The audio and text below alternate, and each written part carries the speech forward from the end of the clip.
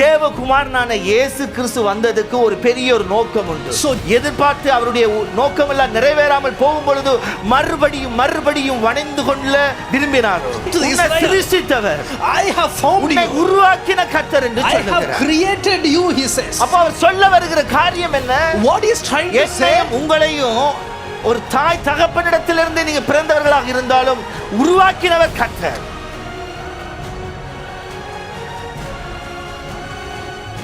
லூக்கா 19வது அதிகாரம் 10வது வசனம். So Luke chapter 19 verse 10. இழந்து போனதை தேடவும் இரட்சிக்கவுமே மனுஷகுமாரன் வந்திருக்கிறார் என்றார். So Luke chapter 19 verse 10, it says, for the Son of Man come to seek and to save the lost. இழந்து போனதை தேடவும் இரட்சிக்கவுமே மனுஷகுமாரன் வந்திருக்கிறார். For the Son of Man come to seek and to save the lost. இந்த வார்த்தையினுடைய ஆழத்தை நாம் புரிந்திருக்க வேண்டும். We need to understand the depth of this word. தேவகுமாரனான இயேசு கிறிஸ்து வந்ததுக்கு ஒரு பெரிய ஒரு நோக்கம் உண்டு. So Jesus Christ, the Son of Man, when he come into this world, there is a notion. இன்றைக்கு அவர் வந்ததனுடைய நோக்கம் நம்முடைய வாழ்க்கையில நிறைவேறி இருக்கலாம். So probably the notion or the purpose that he came to this world, probably it will be fulfilled in our life. ஆனா நம்மை சுற்றி எத்தனையோ ஜனங்களுக்கு அவர்களுடைய வாழ்க்கையிலே இந்த காரியம் நிறைவேறாமல் இருக்கிறது. But there are many other peoples in those people's life, these things are not had happen. ஆமென். ஆண்டவர் நம்மிடத்திலே அதை எதிர்பார்க்கிறார். But God is expecting such kind of things. நல்லா புரிந்து கொள்ளுங்க. Just understand this. ஆண்டவருடைய அந்த இரட்சிப்புக்கு ஒரு காரணம் உண்டு. So for God's salvation there is a purpose. ஆண்டவர் தன்னை சிலுவையிலே மரிக்க ஒப்பு கொடுத்ததுக்கு ஒரு நோக்கம் உண்டு. So when God accepted him for to get into the cross, there is a purpose. அதற்கு பின்னாக தேவன் கொடுத்திருக்கிற ஒரு பெரிய ஒரு திட்டம் உண்டு. Behind that God's plan is also there. இன்றைக்கு சபை அதை புரிந்து கொள்ள வேண்டும். Today the church should understand that. எரேமியா புத்தகத்திலே ஒரு சம்பவம் இருக்கிறது. There is an incident in the book of Jeremiah. உங்களுக்கு தெரியும், இஸ்ரவேல் ஜனங்கள் தேவனை விட்டு தூரம் போய் விட்டார்கள். You all know that the Israelite people, they left the Lord என்ன and gone பர்பஸோடு far. தெரிந்து கொண்டாரோ அந்த நோக்கத்தை விட்டு தூரம் போய் விட்டார்கள். So whatever purpose God has selected those people, they left that and gone அப்போ far ஆண்டவர் away. ஒரு காரியத்தை செய்கிறார். Then God does a great thing in that. எரேமியாவினிடத்தில் சொல்லுகிறார். He says to நீ ஒரு Jeremiah, குயவன்ட போ என்று he சொல்லுகிறார். says go to a potter. குயவனிடத்தில் போய் அவன் என்ன செய்கிறான் என்பதை கவனி என்று சொல்லுகிறார். Just go to the potter's home and find and look and watch what he was doing. இப்போ எரேமியா அந்த குயவனுடைய வீட்டுக்கு போகிறான். Now Jeremiah goes to the potter's house. அந்த குயவன் கையிலே அந்த பாண்டம் என்ன செய்யப்படுகிறது, செய்து கொண்டிருக்கும் பொழுது அது கெட்டு போயிட்டு என்று எழுதப்பட்டிருக்கிறது. And the Bible says that when the potter was molding it, the clay, and it was broken. எரேமியா 18வது அதிகாரம் 4வது வசனத்திலே அதை பார்க்க முடியும். You can see it in Jeremiah chapter 18 verse 4. குயவன் வளைந்து கொண்டிருந்த மண்பாண்டம் அவன் கையிலே கெட்டு போயிற்று. And the pot he was shaping, it was mere in his hand. அப்பொழுது அதை திருத்தமாய் செய்யும்படிக்கு And he wants to make it form than again. பார்வைக்கு சரியாய் கண்டபடி குயவன் அதை திரும்ப வேறே பாண்டமாக வணைந்தான். And the potter started to shaping it again whatever he seems is to best. இதை இன்னொரு மொழிபெயர்ப்பு இப்படியாய் சொல்லுகிறது. And there is one other translation says like this. பொது மொழிபெயர்ப்பில் இப்படியாய் எழுதப்பட்டிருக்கிறது. It's a common general translation. குயவர் தம் கையால் செய்த மண்கலம் சரியாக அமையாத போதெல்லாம், whenever the clay the potter trying to make it and doesn't come on the our way, அதை தம் விருப்பப்படி வேறொரு களமாக வடித்துக் கொண்டிருந்தார். and whatever he is willing, he was making it in a different shape. நல்லா புரிந்து கொள்ள வேண்டும். Just understand இந்த this. பழைய ஏற்பாட்டிலும் சரி புதிய ஏற்பாட்டிலும் சரி, Even in the Old Testament, also in the New Testament, தேவன் பழைய ஏற்பாட்டிலே எப்படி எருசலேமை இஸ்ரவேல் ஜனங்களிடத்தில் எதிர்பார்த்து அவருடைய நோக்கம் எல்லாம் நிறைவேறாமல் போகும் பொழுது மறுபடியும் வணைந்து கொள்ள விரும்பினாரோ, how the Israelite people were missing out and going away from the Lord, and God is trying to bring them again and again to try to shape them again. இதே காரியத்தை தான் இயேசு கிறிஸ்து செய்கிறார். This is the same thing that Jesus is ஒரு also பக்கம் doing. நாம தூரமாக ஆண்டவரை விட்டு இருந்தபோது இப்ப ஆண்டவர்ட்ட வந்துட்ட உண்மைதான். So one time we were away from the Lord and we have come நீங்க now to தேவனுடைய Jesus. பிள்ளைகளாய் மாறிவிட்டீர்கள், எந்த சந்தேகமும் கிடையாது. There is no doubt you all become as a children of God. ஆண்டவருடைய இரத்தத்தால கழுவப்பட்டு விட்டீர்கள், நிச்சயம். That's sure that you are cleansed by the blood of Jesus. நீங்க பரிசுத்த ஆவியை பெற்றிருக்கலாம், அது ஒரு உண்மைதான். So this is also true that you have received the Holy Spirit. ஆனால் தேவன் விரும்புகிற விரும்புகிற பாத்திரமாக அல்லது எந்த நோக்கத்தோடு உங்களை உருவாக்கினாரோ அதற்கு ஏற்ற பாத்திரமாக இருக்கிறீர்களா என்பதுதான் முக்கியமாக கேட்க வேண்டிய கேள்வி. It's an important question that we need to ask. With what notion God is preparing you, or molding you, shaping you? Are you in the same kind of way? பாத்திரம் எப்படி இருக்கணும்ன்றது அந்த குயவனுடைய திட்டத்தின்படி இருக்க வேண்டும். So how the vessel, a pot should be, it should be based on the pot. பல விதமான பாத்திரங்களாக இருக்கலாம். It could be different way. ஆனா என்ன பர்பஸோடு அவரை உங்களை உருவாக்கினாரோ அதற்கு ஏற்ற விதமான பாத்திரமா இல்லாவிட்டால் அது ஒரு கெட்டு போன பாத்திரம் தான். For what purpose he is preparing it, if you are not like that, then it's a spoiled pot. நான் மறுபடியும் சொல்லுகிறேன். I'm saying it நீங்க again. ரட்சிக்கப்பட்டிருக்கலாம். You could be saved. நீங்க அபிஷேகம் பெற்றிருக்கலாம். You could be anointed. புரியுதா? ஆனா அதே நேரம் அவர் விரும்பத்தக்க பாத்திரமாக, அவர் எதற்காக உங்களை உருவாக்கினாரோ அதற்கு ஏற்ற ஒரு விதமான ஒரு பாத்திரமாக இல்லாவிட்டால் அது தேவனுடைய கையில ஒரு பயனுள்ள பாத்திரமாக இருக்காது. For what purpose he was molding and shaping it, if you are not like that, then it won't be a useful vessel for the potter's hand. அதனால தான் இந்த எரேமியாவில் இப்படியாய் சொல்லப்பட்டிருக்கு. That is the reason in Jeremiah it says like அந்த this. மண்கலம் சரியாக அமையாத போதெல்லாம், Whenever it doesn't comes on its form, our them விருப்பப்படியா, because his will, according to his will, வேறொரு கலமாக வேறொரு பாத்திரமாக அதை வணைந்து he is கொள்கிறார். molding into a some other different அவருடைய vessel. விருப்பம், அவருடைய டிசைர் ஒன்று இருக்கு. There he had a desire. இப்ப நாம ஆண்டவரிடத்துல வந்ததுக்கு ஒரு நோக்கம் இருக்கு இல்லையா? There is a notion for us. ஆண்டவரை ஆசீர்வதிக்க வேண்டும். God has to bless நான் me. இருக்கிற இடத்துல நல்ல ஆசீர்வாதமாக இருக்க Wherever வேண்டும். I live, I have to be blessed. ஆசீர்வாதமாக I இருக்க should be a வேண்டும். blessing for my என்னுடைய family. பிள்ளைகளுக்கு நல்ல ஆசீர்வதிக்கப்பட்ட ஒரு தாய் தகப்பனாக இருக்க I வேண்டும். should be a good parents, that blessed parents பலவிதத்தில் for my அப்படிப்பட்ட எண்ணங்கள் children. இருக்கலாம். We might have such kind of ஆனா different thoughts. சிருஷ்டித்தவருக்கு ஒரு நோக்கம் இருக்குது. But the creator has a என்னை notion in தெரிந்து that. கொண்டவருக்கு ஒரு நோக்கம் இருக்குது. But the creator God who has a purpose in it. Isaiah chapter 43 verse 1ல வாசித்தீர்கள் என்று So சொன்னார். Isaiah chapter 43 verse 1. வாசிக்கலாம். இப்போது யாக்கோபே உன்னை சிருஷ்டித்தவரும் இஸ்ரவேலே உன்னை உருவாக்குகிறவருமாகிய கர்த்தர் சொல்லுகிறதாவது.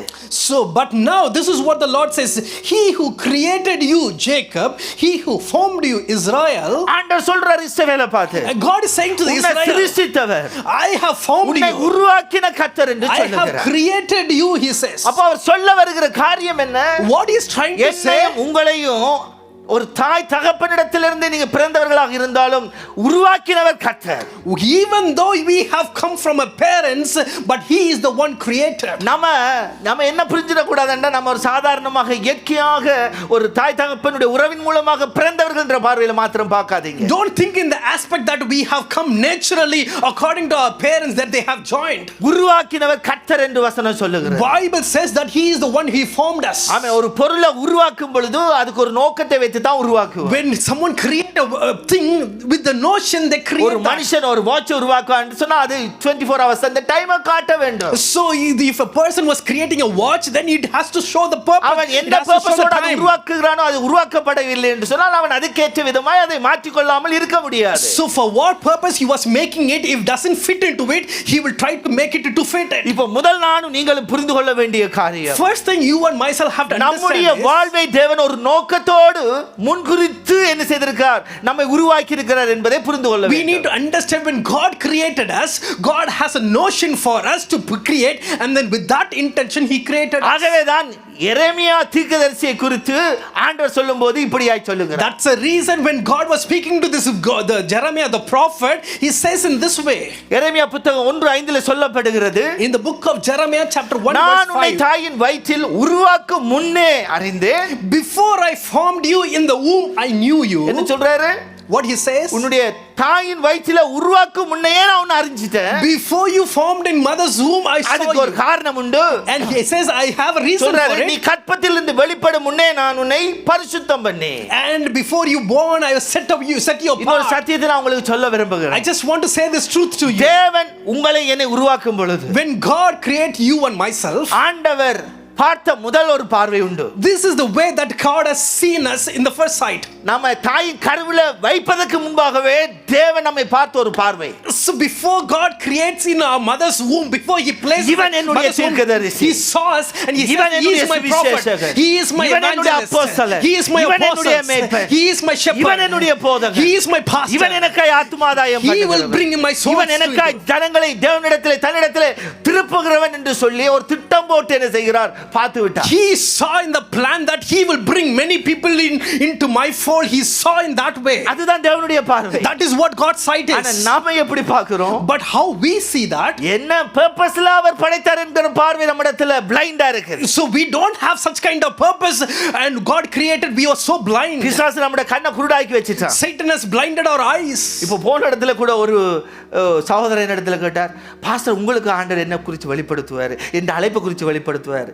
So pastor, when I went there was a person who was asking this question, to you will God will reveal to me about my life, and he was asking very seriously. சபையில ஒரு மூப்பர், he is the elder in the church. போதும் என்ன சொல்ல வருகிறேன் என்று சொன்னார். What I'm trying to say is, விருப்பம் உண்மைதான். Everybody has a desire. பாருங்க பிசாசு அதை பிளைண்ட் ஆக்கி வச்சிருக்கான். So Satan has blinded our eyes. அழைப்பு மாத்திரம் தெரிஞ்சிட்டேன்டா. When we know the calling, என்ன பர்பஸ்க்காக என்ன தேவன் உருவாக்கி இருக்கிறார், for what reason God has created me, நோக்கத்துக்காக தேவன் என்னை அழைத்திருக்கிறார், for what reason God has இது called me, மாத்திரம் நமக்கு தெளிவா தெரிஞ்சிட்டேன். if you know this clearly, பிசாசுர ராஜ்யத்துக்கு ஐயோதான். there is a woe to this kingdom for Satan. அதனால தான் உங்களை என்ன செய்கிறான் பிசாசு, தேவ திட்டத்தை உங்களை குறித்து தேவன் வைத்திருக்கிற திட்டத்தை அறியாதபடிக்கு உங்களை டைவர்ட் பண்ணி கொண்டு. That is the reason Satan is trying to divert you not to understand the calling of the Lord. அந்த தேவ திட்டத்தை அறிந்து கொள்வதற்கு நாம் டைம் கொடுக்க நம்மளால முடியல. We couldn't give enough time for the plan of the Lord. தேவ திட்டத்துக்காக நீங்க காத்திருக்க உங்களால முடியல. We couldn't wait for the will of the Lord. உங்களை பிஸியாவே வெச்சு கொண்டிருக்கிறார். He always makes you very busy. வேற காரியங்களுக்காக ஆண்டவரிடத்துல ஜெபம் பண்ண வெச்சு கொண்டிருக்கிறார். So he will always ask you to ask the prayer for some other reason. நல்லா புரிந்து கொள்ளுங்க. Just understand this.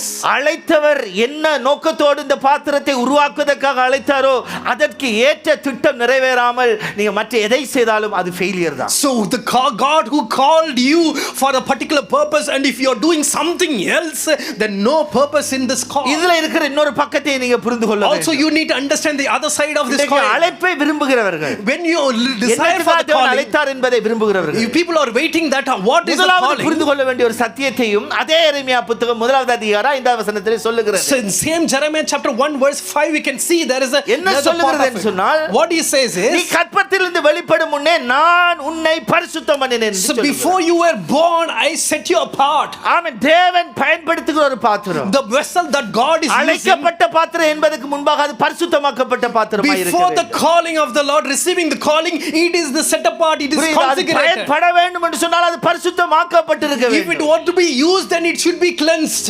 2 Timothy chapter 2 verse 21 ல சொல்லுகிறது. 2 Timothy chapter 2 verse 21 it says like this. ஆகையால் ஒருவன் இவைகளை விட்டு தன்னை சுத்திகரித்துக் கொண்டால் அவன் பரிசுத்தமாக்கப்பட்டதும் எஜமானுக்கு உபயோகமானதும்.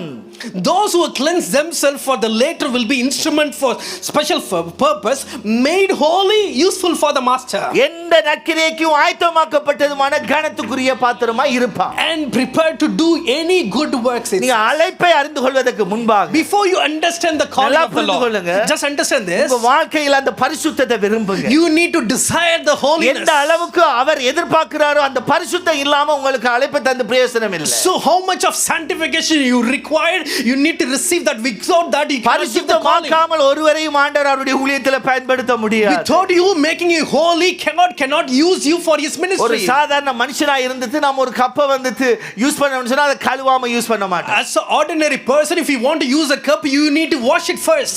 என்னை உங்களை உண்டாக்கின தேவன் அவர் பரிசுத்தர் என்று வேதம் சொல்லுகிறது. Amen. When God have created you and myself, he is a holy God. அவர் பரிசுத்தமாகவே இருக்கிறது. He is always holy. அப்ப அப்படிப்பட்ட தேவன் நம்மிடத்திலே நாம் எதிர்பார்க்கிற பரிசுத்தத்தை பார்க்கிறோம். ஒரு மேலான பரிசுத்தத்தை நம்முடைய வாழ்க்கையில் எதிர்பார்க்கிறார். So how God is expecting whatever holiness we thinking of, he is thinking the greater holiness in நம்ம us. வாழ்க்கையில காணப்படுகிற அந்தரங்க கரைகள், every secret unclean நம்முடைய things, வாழ்க்கையில காணப்படுகிற ஜென்ம சுபாவங்கள், all the fleshly thoughts that we have in our heart, தேவனை துக்கப்படுத்துகிறது. it will displease the Lord. தேவ அழைப்புக்கு நேராக நாம் போகாதபடி அது நம்மை தடுக்கிறது. It will block us not to get நான் towards மறுபடியும் the calling of the சொல்லுகிறேன். Lord. I'm saying it again. உங்களுடைய அழைப்பு என்பது அது ஒரு விசேஷித்தது. Your calling is something special. அந்த அழைப்பு எவ்வளவு விசேஷித்ததோ அதற்கு மேலே ஆண்டவர் வைத்திருக்கிற அந்த பரிசுத்தமும் மேலானது. How the calling is so special, same way the holiness that you desire is also great. So நாம எந்த அளவுக்காய் ஆண்டவரிடத்திலே பரிசுத்தத்துக்காய் கதறுகிறோம், how much you cry out for the holiness,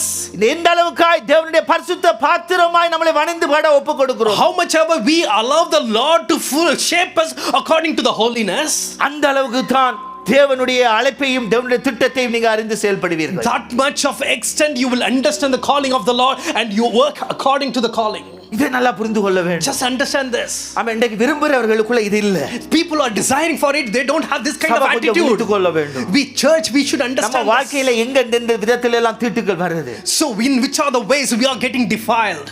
போகிற வருகிற இடங்கள், பேச்சுகள், நடக்கைகள், பார்வைகள், on the going and coming, all our journeys on the side, what we see. நம்மள கரப்படுத்துறதுக்கு பிசாசு வலை போட்டு கொண்டு தான் இருப்பான். So all the around you can see Satan is trying to defile us, making into so. அவனுக்கு தெரியும் நீங்க மாத்திரம் பரிசுத்தமா இருந்தீங்கடா திட்டத்தை தேவன் வெளிப்படுத்தி விடுவார். He knows very well if you are holy then you will start to do the will of God. நீங்க பரிசுத்தமாக இருந்துட்டீங்கன்னு சொன்னா நீங்க ஒண்ணுமே செய்ய தேவையில்ல, பயன்படுத்துகிறவர் கர்த்தர். So if you are holy there's nothing else you want to do with, the God will use you automatically. உள்ள பாத்திரமாக இருந்தால் பயன்படுத்துகிறதுக்குரிய கிருபைகளையும் அவரை விளங்க செய்கிறவர். If you are the holy vessels, God will give all the grace to use him as well. ஏனென்றால் பயன்படுத்துகிறதுக்கு நம்முடைய strength அங்க ஒண்ணும் கிடையாது. So to be used then we don't have any strength. பாத்திரம் ஆட்டோமேட்டிக்கா பரிசுத்தமா இருந்தா பாத்திரம் ஆட்டோமேட்டிக்கா ஆண்டவர் எடுத்து பயன்படுத்துவார். So when the vessel is holy, automatically God will start to use that vessel. So அதுக்கென்று ஒரு ஆயத்தம் தேவை இருக்கு. We no need a separate preparation for that. Church should understand அப்ப இன்றைக்கு உங்களுக்கு தேவன் தருகிற சந்தர்ப்பங்களை பயன்படுத்துங்க.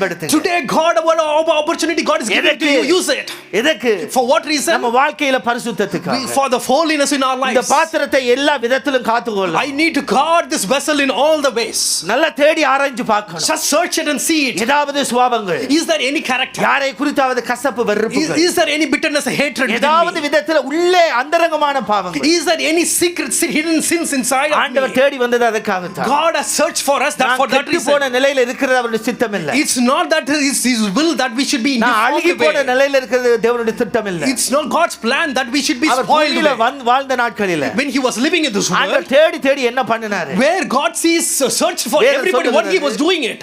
வேதம் சொல்லுகிறது, Bible says, ஒரு கூனியா இருந்த ஸ்திரியை தேடி போகிறார். when he found a person who was bound கட்டப்பட்டிருக்கிறார். for 40 years ஆலயத்துக்குள்ள தான் இருக்கிறார். she was in the inside of the temple. இருந்து அவள் விடுதலையாக்கப்பட்டார். even though she was in the temple she was not delivered. வேதம் சொல்லுகிறது, அவர் ஓய்வு நாளிலே அவளை சுத்தமாக்க அவர் என்ன செய்கிறார்? விரும்புகிறார். God wants to heal that on the woman on the Sabbath day. இடத்துல ஜனங்கள் அதை விரும்பல. but the people who are not desire for that. அவர் சொல்லுகிறார், he says, இவள் ஆபிரகாமின் குமாரத்தி அல்லவா என்று and he says she was in the daughter of Abraham. ஆபிரகாமின் குமாரத்தியின் இடத்துல ஆண்டவர் விரும்புகிறார். அவள் கூனியா இருக்கிறதுக்காக சிருஷ்டிக்கப்பட்டவள் கிடையாது.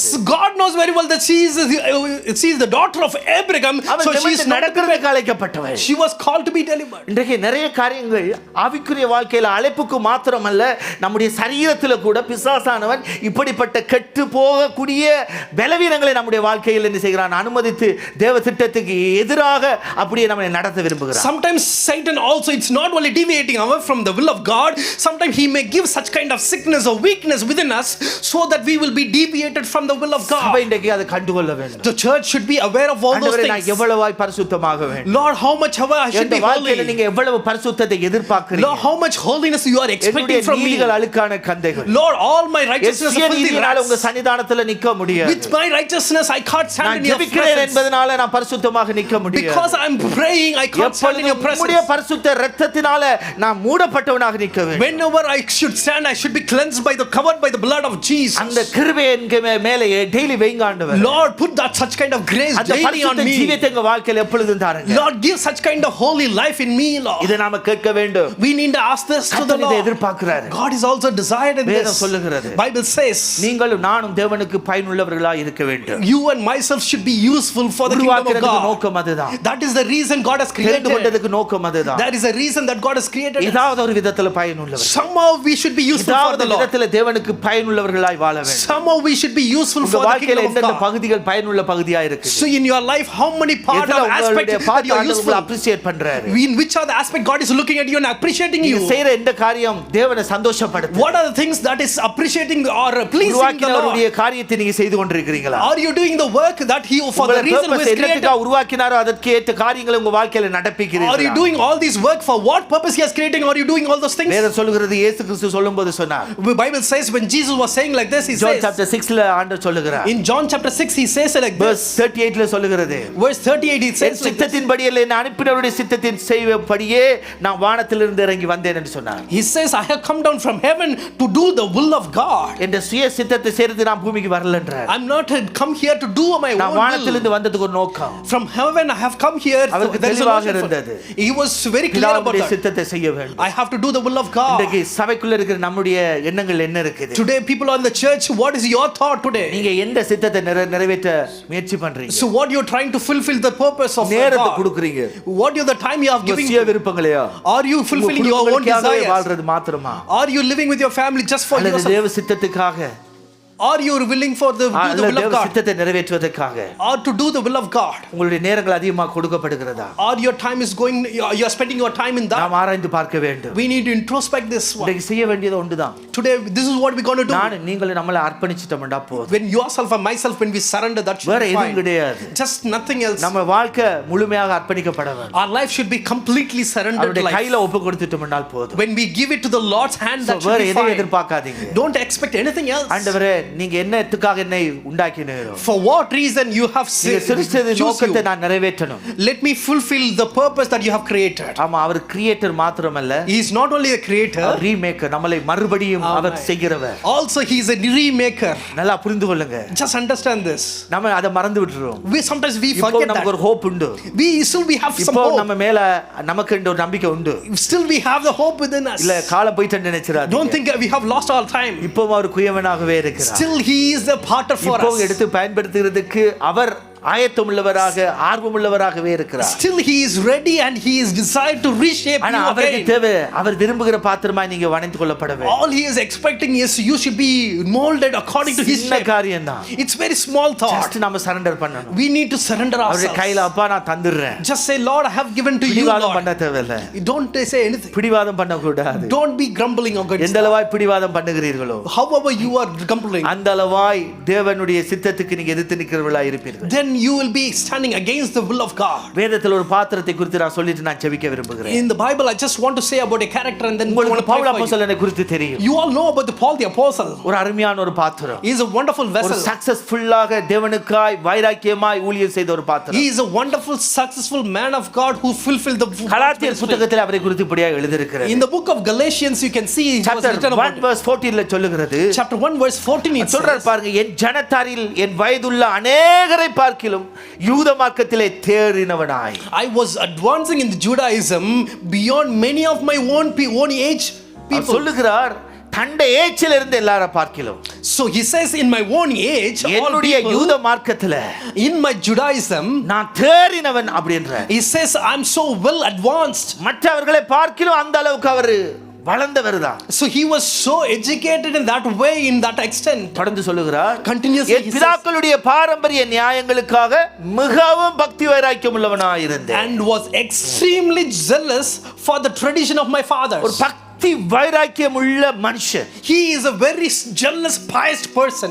அவரை ஆண்டவர் தமஸ்குவில சந்திக்கும் வரைக்கும் Until God meets him in the Damascus. அவருக்கு ஒண்ணும் தெரியல தெரியுமா? He doesn't know anything. அவருக்குள்ள மத வைராக்கியம் இருந்தது. He has all the வேத அறிவு இருந்தது. He has the knowledge of வேதத்துக்கு God. ஏற்ற விதமான பக்தி வைராக்கியம் இருந்தது. He had the knowledge of God according to the zealousness as ஆனா well. எதற்காக தேவன் தாயின் கருவிலே தன்னை உருவாக்கினார் என்கிற திட்டத்தை அவரால் அறிய முடியல. For what reason God created him in mother's womb, he doesn't understand that purpose. நல்லா புரிந்து கொள்ளுங்க. Just understand அது this. வரைக்கும் அவர் செய்தது தேவ பணியை தான். So until that he was doing God's work. அன்றைக்கு வரைக்கும் அந்த வசனத்தின்படி அவர் ஒரு கொலைகாரனாக இருந்தாலும் அவர் பாவி அல்ல. ஏனென்று சொன்னால் நியாயப்பிரமாணத்தின்படி அங்கே வேதம் சொன்ன கட்டளை தான் அவர் நிறைவேற்றினார். So until that he was a murderer, still he was not having any judgment because he was doing what the law says. He was doing it accordingly. பண்ணுகிறவர்களை அங்கே கல்லெறிந்து கொள்ளுகிறதுக்கு நியாயப்பிரமாணம் இடம் கொடுக்கிறது. Because the commandment says whoever blasphemes they can be stoned to death. யூத மார்க்கத்தை வேதத்துக்கு எதிராக எழும்பினவர்களை அவர்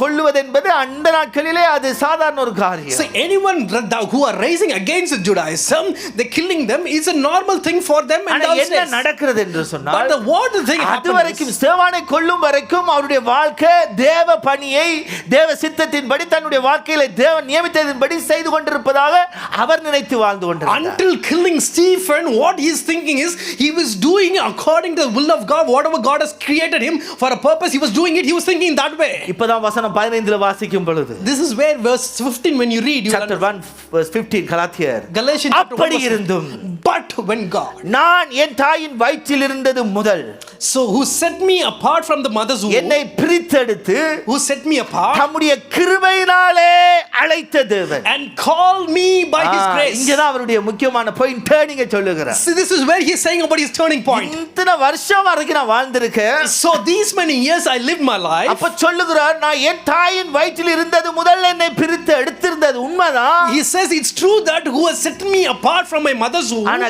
கிருபையினால எப்ப அழைக்கப்பட்டார் தெரியுமா? You know, when he was called on the grace. தமஸ்கு பட்டணத்துக்கு கிறிஸ்தவர்களை கொல்வதற்காக போன போது ஆண்டவர் என்ன செய்கிறாரு? இந்த கிருபையினால் அவரை அழைத்தார்.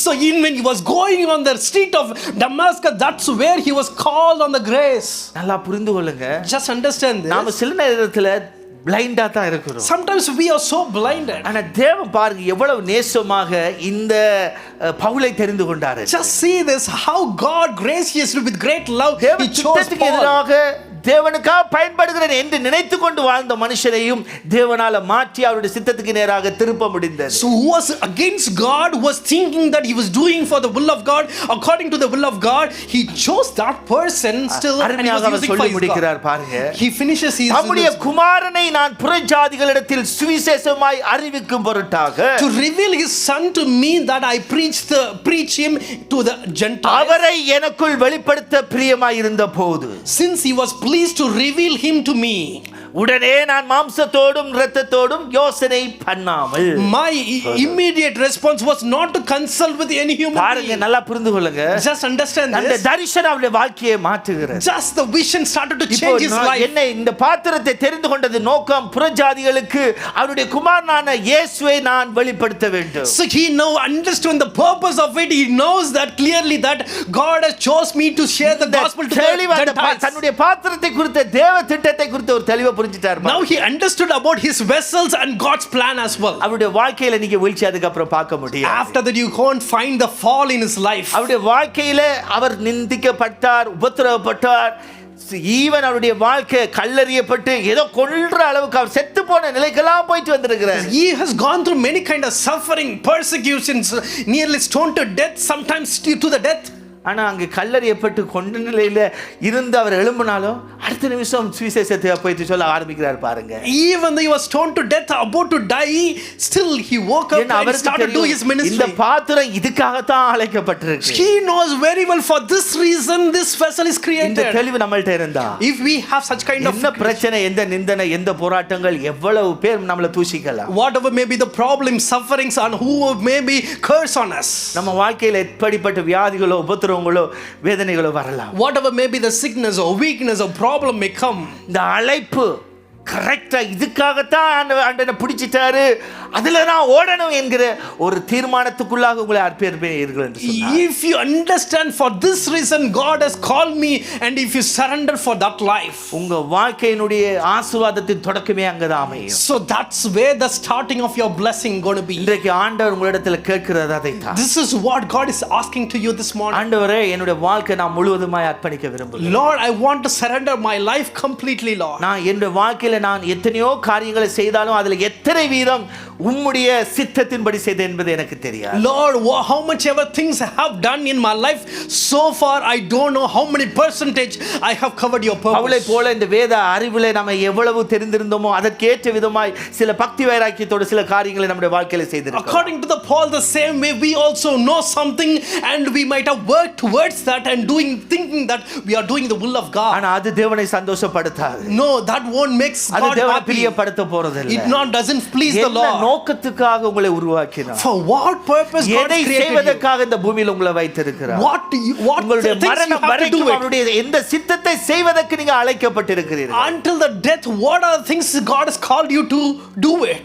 அதை மாத்திரம் வெளிப்படுத்தப்பட்டால் If you do that alone, உங்களுடைய வாழ்க்கை நிச்சயமாக ஆசீர்வாதமாக then your life going to be a complete blessing. மறுபடியும் சொல்லுகிறேன், I'm saying it again. இந்த பவுலை போல As the Paul says, மாம்சத்தோடு இரத்தத்தோடு போராட்டம் செய்யாதீங்க. don't fight with the சில flesh. நேரங்களில் நாம போராடி கொண்டிருப்போம். Sometimes we are என்ன fighting. நினைச்சிருவோம்? What we are thinking? அப்படி நம்ம அர்ப்பணிச்சிட்டோம்னா So when we surrender like அவளை that, அப்ப வேலை இல்லாம ஊழியம் செய்யறதா?